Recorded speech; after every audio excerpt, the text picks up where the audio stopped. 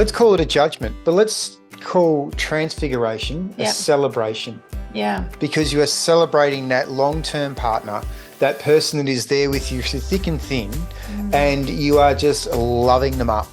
Yeah. And it's funny because we've sort of covered it, but that's what you want in your relationship. It doesn't happen all the time, but you want the opportunity to love your partner up and just shower them in that beautiful love that you hold for them. I mean, 17 years and still going, you know what, I still choose you. Yeah. That's, you're damn right I do.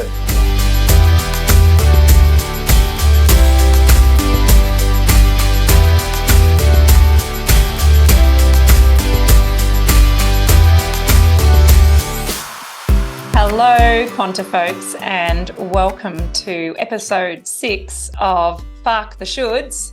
Look at me being all grown up and saying the name of the podcast in the first 10 seconds. You proud? Bad. You remembered, that's the main thing.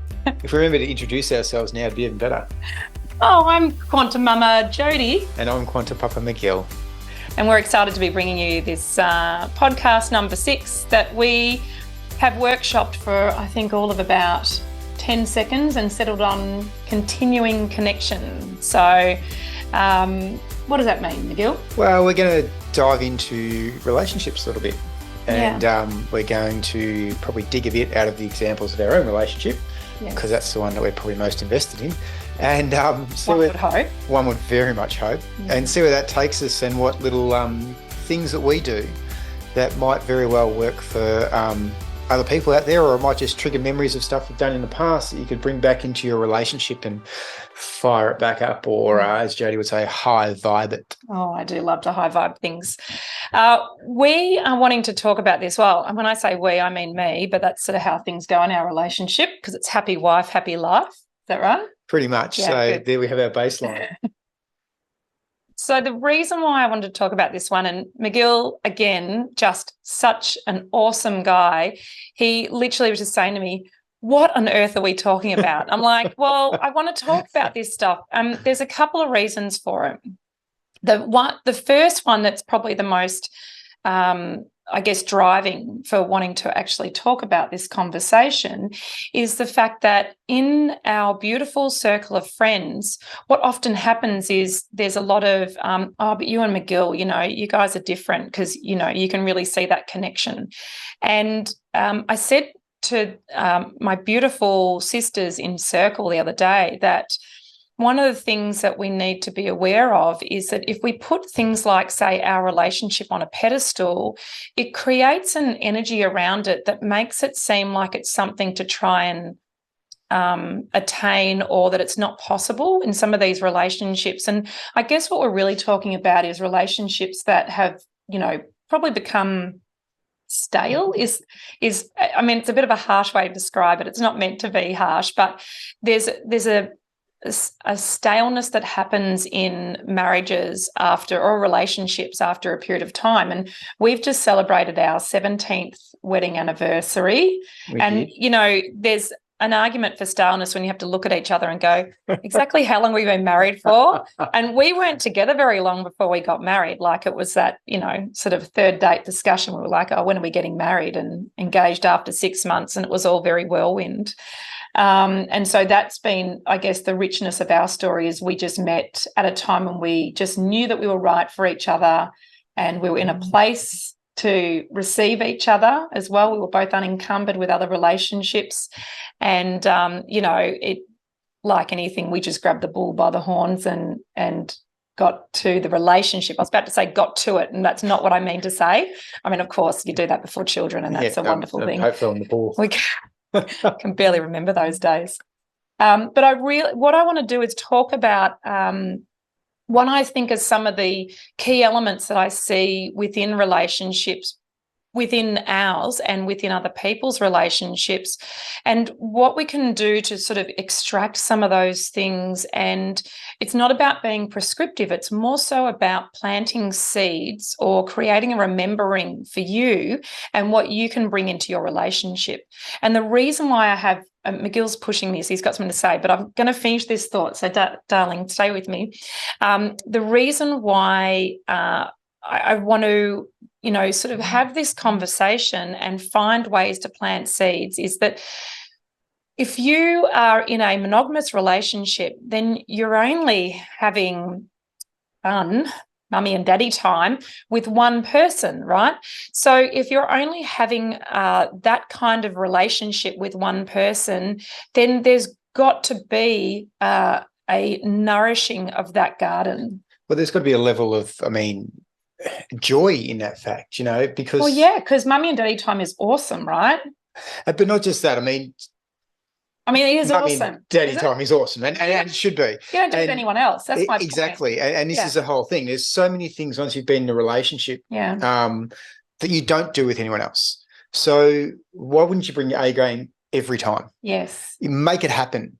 Even if your A game is a bit shit on that day, you can have shit days, but it's the most A-grade version of what you can show up with on that day. Yep. And you just bring yourself a new baseline. If you're always going for the best of what you got for that day, well, guess what? When you front up again the next day, you might, hit a new level. Yeah. And off you go. I wanted to come back just quickly. Jodi sort of spoke about our early time of our relationship, and something to remember for everybody is that you are a vastly different person now than what you were when you met.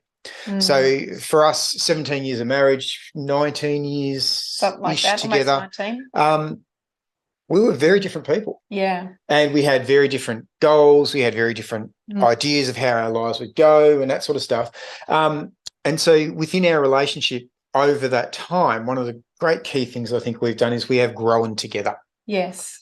And that has been through having an interest in what one another do, sharing what we do if we do something that's separate to one another, and bringing that back into our relationship, and a respect and an acknowledgement of what the other party's done, listening to what they've done, finding out about it, showing that enthusiasm for the beautiful joy they've got out of something that maybe you didn't do. Yeah. And allowing that little bit of growth all the time. A friend. Yeah. You show interest and you celebrate your friends when, they have things that light them up, and you console them or you hold space for them when they have challenges.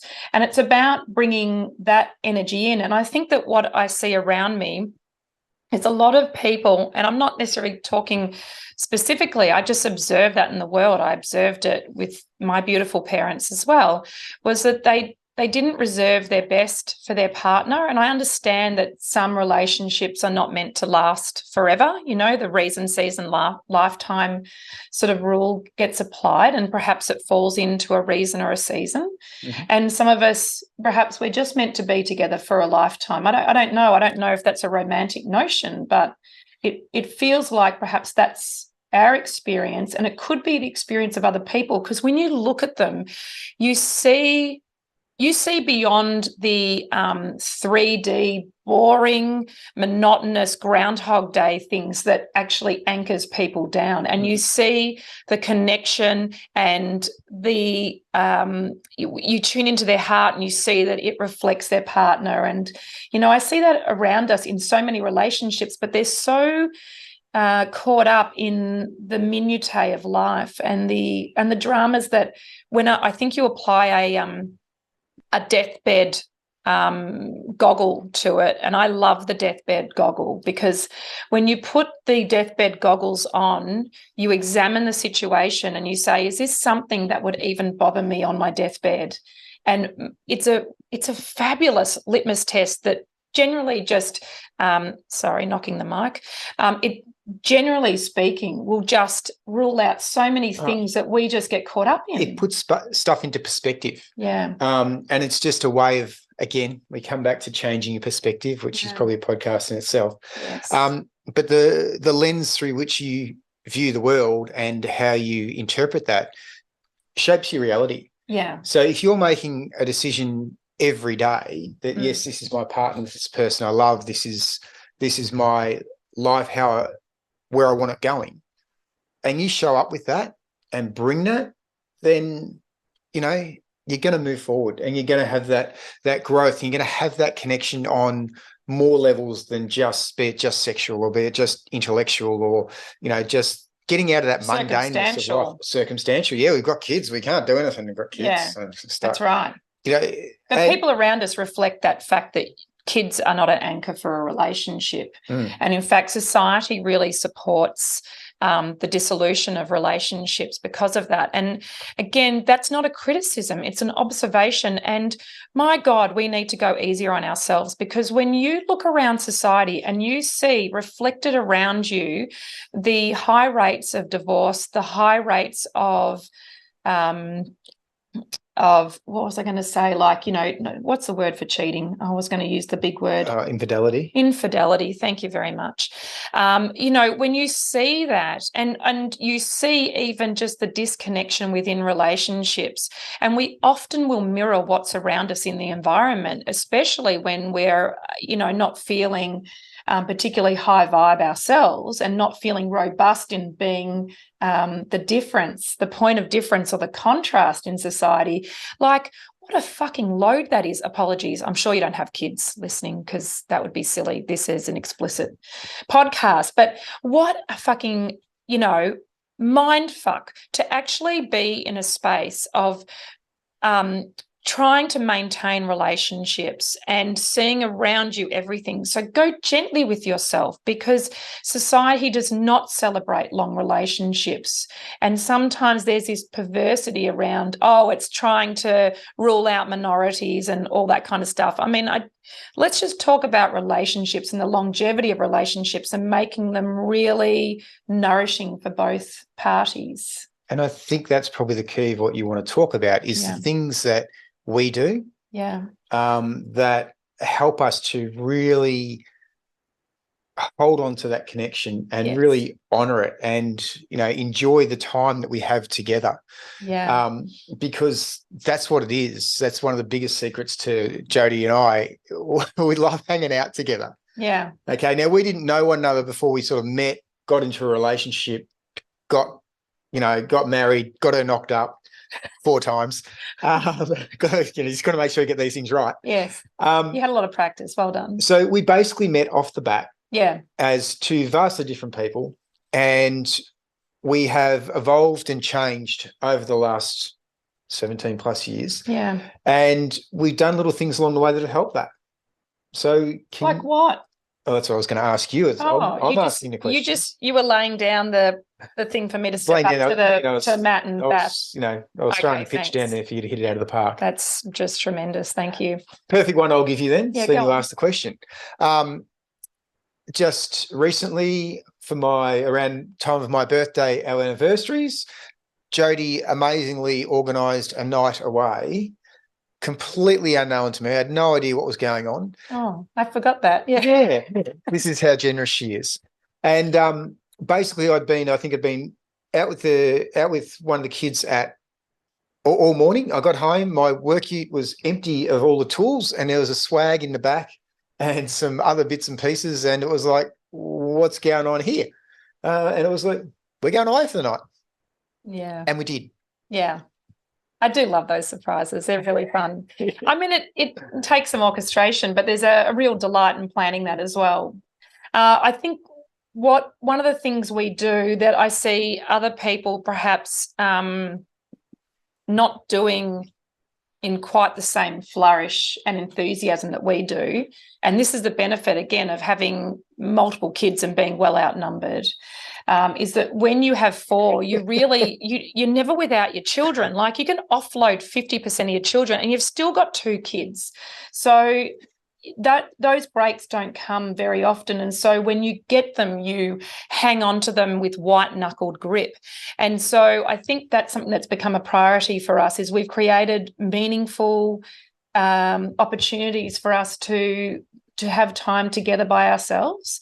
And one of the things we mentioned, obviously, one of the earlier podcasts, which if you haven't listened to, feel free to go back, but it was about when the kids are losing the plot, we generally will come back together and just say, I choose you. And it's really powerful. And I want to labour the point, but there's something within the word of choice that it's very present. It's very now. It's very empowered, because it's like showing up completely to say, I choose you. And we find that to be really, it just takes away a lot of the stress, doesn't it? Dissolves it. It's so powerful. And just to reiterate on this one, it's It could be one of the kids is losing the plot, or something hasn't worked out as well as what we hoped in our lives. Yeah. And having a hand put on my heart, or stopping and getting that eye contact and being told right then and there the words, "I choose you." It makes it's not quite your deathbed goggles. Yeah. But it makes 90% of the other white noise and stuff that for absolutely no reason is putting off your game. It lets it slide away. But it's also an acknowledgement that, yes, you're right in the shit at the moment, or you're getting really frustrated because of what's happening. But don't worry about any of that, because I choose you. Yeah. And that's a really good way to connect and diffuse is probably the wrong word, but bring back it melts it, doesn't it? It does. Melts away all that we'll bring back perspective. Adversity and divisiveness and animosity and like all of those things that are just so carcinogenic to any relationship. I'm reminded of two things. Firstly, I think we may have mentioned this before, but there's a woman by the name of Amy McCready who I just think has done such wonderful contributions to society. She talks about positive parenting. And one of the things that is the baseline for her stuff with parenting children is around children having belonging and significance. And it has just landed so resolutely with me that, in fact, pretty much all divisiveness in relationships is anchored to a feeling or lack of feeling of belonging and significance within that relationship. I just think it's such an astute observation. And when we apply that to long-term relationships and we think about the way we sort of, butt heads over issues big and small, whether it was, I don't know, whether it's your turn to pick up the groceries or some other mind-numbing exercise that we do on a regular basis. In those moments, we really are not wanting to find, that issue with our partner. It's that I suspect, not feeling a belonging and significance within the relationship and not feeling an honouring.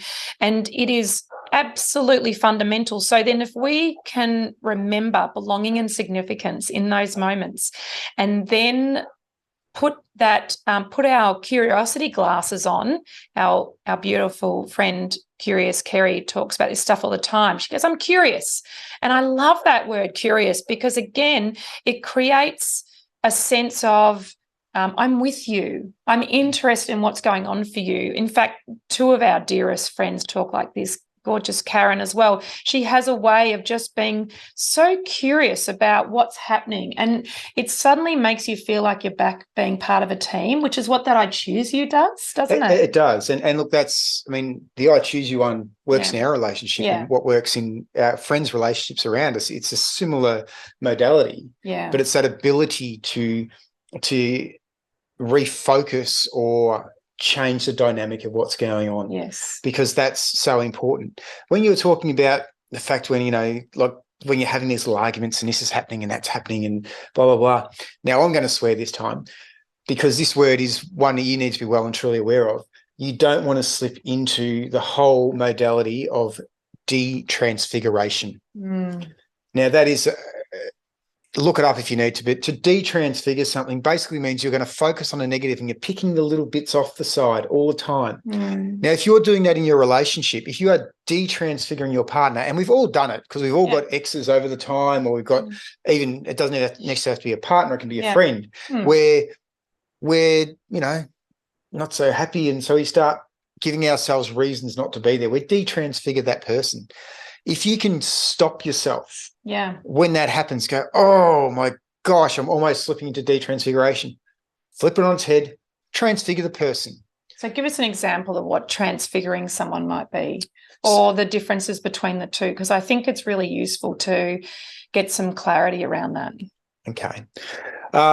So it could be as simple as something like, if I was to detransfigure Jodi, look, oh God, she's gone out and she's left me with this to do, and this to do. And I don't want to be doing any of this. Yeah, because you've got other things to do. Because I'm busy. I've got my own important stuff to do. And I haven't thought about what you've got on, and I've just loaded you up, and it was very, unthoughtful of me and not a team player. Exactly. And potentially, and while that might not, what Jodi just said might not necessarily be true from why she's actually gone, that's what I'm feeling at that point in time. Now, so that thought flow creates this ballooning ripple effect of belief systems and assumptions that then get cast aspersions on the relationship. And most of it's bullshit because it's in your own head. Of course it is. Because at that point in time, if you had had good communication prior to that, it's all avoided because it's blah, blah, blah. But what I might do instead is go, you know what? Jodi's been just so amazing and she's been working so hard and she needs this little bit of a break to get out there. And you know what? I'm going to give it to her. I'm going to let her have this space. I'm going to have all this shitty, annoying, crappy, day-to-day mundane stuff done so that when she walks back in the door, we're on. Yeah. We're on, aren't we? Me and you. I'm here. Back to that. All the shit's done here. Back to that. Always back to that. Every 3 seconds, right? For a sharky. All the shit is done. Yeah. So when you come back in, I'm now putting myself into that role of providing a space that you can come back into, we can reconnect, and you're not looking around going, oh, that and this, but this. No. It's all done. Come over here, sit down. But even if it wasn't, like, part of that transfiguration is not jumping to the assumption that somehow I haven't done my jobs or tasks. And or it's more so that scoring, which we don't want to talk about. Well, point scoring is a massive one in what I call stale relationships. And look, if that offends you, then that's something for you to look in the mirror. Then it's a trigger. Exactly. Correct. It's a trigger. It's not actually, I think they're observations. And, that is that difference of detransfiguration is a judgment, and transfiguration can just be an observation. You notice that, say, if you take your example, I didn't get a bunch of things done around the house, and the difference of that response would be, oh, that's really unusual for Jodi to leave things like that. So I'm going to assume that she was under the pump and had a bunch of things on and had to leave it as such, because it's not normal. So it really is coming into that curious space of, is everything okay? I can see you had a busy day. These things didn't get done. And then obviously then if you have space, you go, okay, well, how can I help? And things like that. You said something, detransfiguration, and you described it really well. Can you remember your words you used? No. I'll have to listen to the podcast. So if you look at detransfiguration as a real... a judgment versus an observation. Is that what you mean? Yeah. Let's call it a judgment, but let's call transfiguration a celebration. Yeah. Because you are celebrating that long-term partner, that person that is there with you through thick and thin, and you are just loving them up.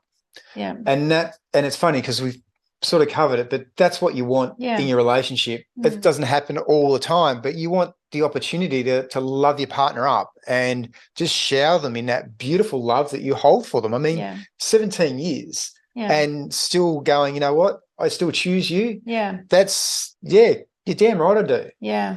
And it was, I when you were talking, I don't know, you want to finish that thought flow, but I got struck by a memory. Go on. So this memory came through, and it was one of those really important experiences that just landed for me. It's always an extraordinary thing when things sort of pop into your mind. You think, okay, I've been on this earth for 47 years, and I've just picked out this one 3-minute experience in my life. But when I was early in my ambulance career, I remember working with this guy who, would have easily been older than my father. And he was a really affable guy, just like had been ambo forever. And he was just a good man. Anyway, his wife called, and he picked up the phone and he went, "G'day, love. Oh, is that what you've been doing today? Oh, that's wonderful. And what else is happening?" And the way he spoke to her, oh my God, I just wanted to cry with the beauty of how simple those words were, but how profound they were. And perhaps she was used to actually having a conversation like that. But for me, I'd never heard anyone speak to their wife like that. And it really stayed with me. And I'm sure that we've had that conversation about that experience and how it really landed for me. And I was like, wow, if that's what it's like to actually witness that conversation, imagine that conversation happening between you and your spouse on a regular basis and that being the norm. And I think that's always stayed with me. And we naturally will speak to each other in that way, won't we? And we always, and look, this is another great one. We always choose words that have term of endearment is probably the wrong thing, but have a level of joy and love and positivity attached to it. And when you're talking to someone and you're bringing that, hello, or how have you been, and you're changing your voice and you're projecting out there of, that you want to be involved and I've missed you and I want to talk to you because I have. Yeah. Then all of a sudden the engagement becomes different. It changes that being stale to, oh, hang on, I'm going to be heard here. Oh, I've just been called darling or love or honey, or Jodi's number in my phone is under my beautiful girl. Yeah. And whenever the phone rings, I see straight away my beautiful girl. And the first thing that triggers for me is, that's right, it's the girl that I met all those years ago. Now she's got a little bit more experience. Yes, but thank you. It's that girl that I met, and that's where I try to take myself back to when I talk to her. Yeah. I come from that place of just, yep, what else? Just don't hang up the phone. I want to hear what you're going to say. Talk to me more. Oh, come on. Sometimes that's not true. I'm just telling you to pick up some milk. One of the things that I would really like to just touch on is the impact of Dr. Gary Chapman's work. Offering. I don't like work. I would say offering. He talks about the 5 love languages. And if you're not across them, do yourself a favor and have a look at the 5 love languages. The reason why I think they're so impactful is that it can give you a framework for how to communicate with your partner. And I feel like we're not done with this conversation. So I think what we're going to do is we're going to pause our conversation and we're going to pick it up in episode 7. We'll be. Get out of town. Clearly, we've got a lot to say. We have been together for a long time. Well, that's right. And obviously neither of us gets a word in edgewise, so we're taking this opportunity. But something around Gary Chapman's work, I think, what that's done for us, he talks about the love languages, but I really like the idea of examining what your receiving love language is and what your giving love language is. And the reason why I really became fixated on that is that we can just say we have a love language, but in fact, sometimes how we express our love is different to how we receive our love. And one of the things you've always been really clear on is that your receiving love language is touch, isn't it? It is. So we often will be holding hands or have a hand on each other, and it's how we stay connected emotionally through physical connection. And I mean, I love that too. But there's been some changes over time, and I think sometimes your love language can actually change as well, and particularly if you're the main stay-at-home parent with kids, and oh my God, that can be a thankless, monotonous job, can't it? In the nicest way possible, but seriously, it's Groundhog Day sometimes. It is really. And you're in the trenches, and when your partner gets home, you want that connection. Yeah. You need that. In some cases, you need that reassurance and that reconnection into, that's right. That's why we chose to be this deep in. So it can be in those spaces when you're feeling a bit depleted, then in fact your love language in that receiving moment to essentially allow your cup to fill up is one's, words of affirmation or gifts of appreciation. Anyway, without recounting all of Gary's work, that's your homework if you're interested. Go and have a look at that.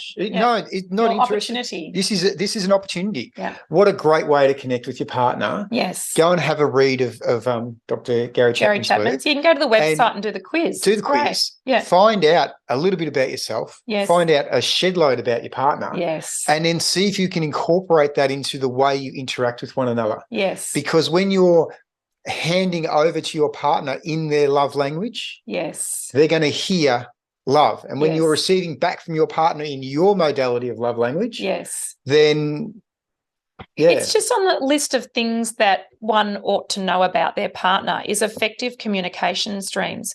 And I suspect that lots of relationships just have some staleness to them because the communication is just, it's like speaking a slightly different dialect. So it's almost like you're both speaking English and one's got a really strong Scottish accent. And so you're catching like every third word. But if you're missing 2/3 of the conversation, you might be missing intonation and meaning and the full message. Yeah. So it's about actually increasing that capacity of clear communication so that you can really bond. And that's definitely one of the big secrets. Yeah. Well, it's not even a secret. Let's be honest. Not. Yeah. Poor wording, McGill. Yeah. It's just one of the things that can really help with connection. Yes. So that's going to be your homework while we work on. Should you choose to? It's an no option. shoulds. FAARK the shoulds. Okay. That's your opportunity. That's your homework. Okay. All right. He's going hardcore. Let's pause and let's rejoin the conversation for episode 7 of, what are we going to call this one? Well, we're going to continue on with relationships. Continuing. What do we say? Continuing communication. We'll have to watch the podcast. Oh my gosh. See you soon. Bye, folks.